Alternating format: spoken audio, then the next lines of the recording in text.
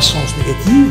Pour la France, c'était un peu plus de moins 2%. Pour l'Allemagne, c'était un peu moins de moins 5%. Mais ça ne signifiait pas du tout que nous étions sortis de la crise. Cette année de stage, ce recrutement, les 2 concours qui nous ont permis de recruter 39% de professeurs en plus, s'accompagne, vous le savez, de la remise... Le 188 sur le patrimoine, personne n'est inscrit, il est adopté. Et j'en arrive aux affaires sociales avec le 198, le schéma départemental de prévention et de protection de l'enfance. Il y a beaucoup de liens entre les différents piliers du développement durable. Alors vous avez bien fait de rappeler l'existence de cet agenda 21 de la culture. Qui a en fait montré à quel point les peuples, les citoyens ont aujourd'hui besoin de pouvoir dire, de pouvoir crier non. Comme l'ont fait nos parents, comme l'ont fait nos grands-parents. Au niveau des copropriétés à compter du 1er avril de cette année. Donc il permettra de financer les travaux sur les parties communes, mais également les travaux sur les parties privatives à partir du moment où ça présente un intérêt collectif.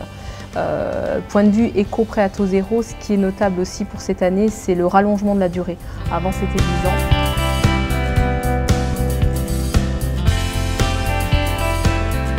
Je participe en fait tous les ans, comme beaucoup de bibliothèques à Paris, aux bibliothèques hors les murs, les BHLM. Le principe c'est de sortir les livres de la bibliothèque et d'aller à la rencontre des gens.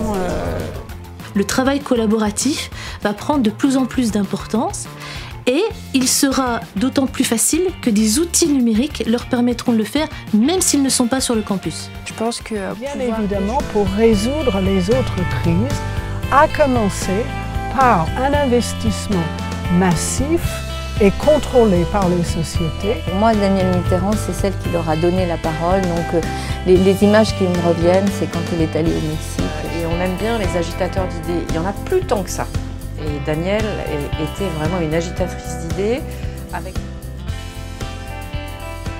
Les sources de pollution à l'intérieur des bâtiments peuvent être classées en 3 groupes. Tout d'abord, la pollution de l'air extérieur. Les polluants de l'air extérieur pénètrent à l'intérieur des bâtiments.